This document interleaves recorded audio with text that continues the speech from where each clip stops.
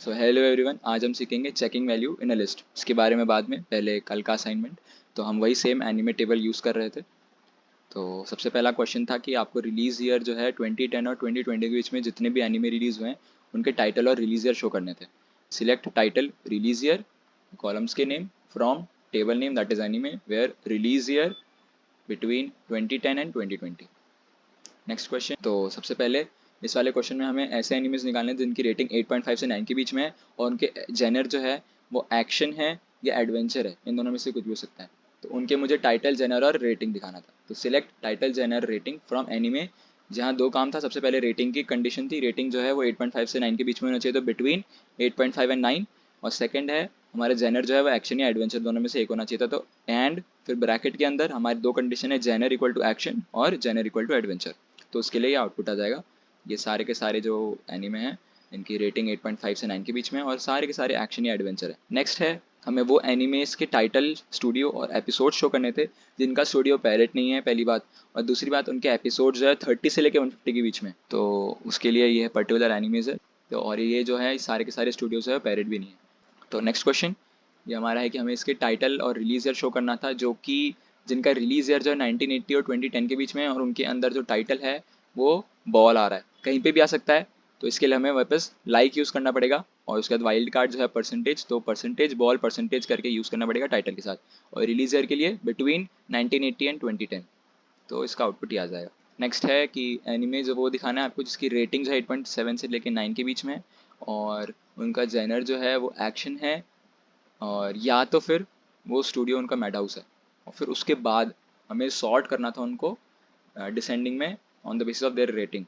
तो मुझे title, genre, studio, rating चार चीज़ दिखानी थी। तो ये सारे के सारे है। Select title, genre, studio, rating from anime where सबसे पहले रेटिंग जो कि 8.5 8.7 से लेके 9 के बीच में। फिर जेनर या तो फिर वो एक्शन का है या स्टूडियो जो है वो मैड हाउस है। और उसके बाद हमें ऑर्डर करना था उनकी रेटिंग को डिसेंडिंग के बेसिस पे। आज का हमारा क्वेश्चन था। तो अभी हमें प्रॉब्लम इस चीज़ की आ रही थी कि तो फिल्टर आउट कुछ स्पेसिफिक कॉलम की वैल्यूज़ के लिए हम कर रहे थे। तो हमें ऐसे करना पड़ रहा था कि जैसे मुझे स्पेसिफिक जेनर के लिए एडवेंचर, एक्शन और थ्रिलर के लिए मुझे एनिमे निकालना था। तो उसके लिए मैं कैसे करता है, select title genre from anime where genre जो है एक्शन हो और जेनर इक्वल टू एडवेंचर हो और जेनर इक्वल टू थ्रिलर। तो मुझे बार बार जेनर यूज़ करना पड़ रहा है, बार बार और कंडीशन आ रही है, बार बार चेक करना पड़ रहा है। सिमिलरली अगर मेरा स्टूडियो जो है वो मैड हाउस हो, मापा हो, बोन्स हो, ऐसे मेरे पास क्या पता तीन ना हो क्या हंड्रेड्स ऑफ हो, मुझे जो स्पेसिफिक वैल्यूज़ ही चाहिए हो। तो मैं उसके लिए क्या करूँ, वैसे सेम यहाँ पे शो एनीमे रिलीज इन 1999 2002 और मुझे स्पेसिफिक वैल्यू चाहिए उस सेम कॉलम के लिए। तो उसके लिए हमारे पास उसका सोल्यूशन आया इन करके। तो इन ऑपरेटर जो है उसको यूज़ करते हैं हम, जिससे जिससे जब भी वो एक पर्टिकुलर वैल्यू एक कॉलम के साथ मैच कर जा रही है, कॉलम की उस वैल्यू के लिए मैच कर जा रही है, तो हम उनको ईजिली फिल्टर आउट कर सकते हैं और रीडेबल वे में। तो मतलब बहुत अच्छे से क्लीनली वो फिल्टर आउट हो जाएगा। जैसे कि उसका सिंटेक्स ऐसा है, सिलेक्ट कॉलम जितने भी नेम है टेबल के अंदर फ्रॉम, आपको जो जो शो करने हैं, और टेबल का name where column name in value 1 value 2 value 3। तो कॉलम नेम जो है जिस पर्टिकुलर वैल्यू के लिए हम लोग जैसे कर रहे हैं, जैसे इधर जेनर के लिए करेंगे, इधर स्टूडियो के लिए, इधर रिलीज ईयर के लिए, फिर उनकी पर्टिकुलर वैल्यूज़ के लिए। और तो इन कंडीशन हम ऐसे यूज़ करेंगे, ब्रैकेट के अंदर हम उनकी वैल्यूज पुट करेंगे जिस स्पेसिफिक वैल्यूज़ के लिए हम फिल्टर आउट करना चाहते हैं। पहला क्वेश्चन था कि अब जब हम जेनर चाहते हैं, एक्शन, एडवेंचर या थ्रिलर हो, एनिमेस को कैसे फिल्टर आउट करें।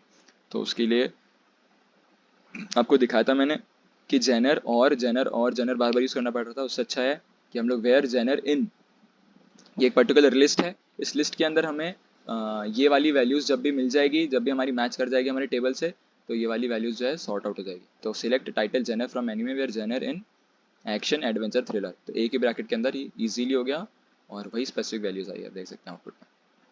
सिमिलरली जब भी हम स्टूडियोज़ हमारे मैड हाउस, मापा या बोन्स है उसके लिए करना चाहेंगे, तो वही स्टूडियोज़ इन मैड हाउस, मापा और बोन्स। हमारा रिलीज ईयर जो है 1999, 2002 और 2011 का होना चाहिए। तो ये तीन आ जाएंगे एनिमेस, नारुतो, वन पीस और हंटर एक्स हंटर।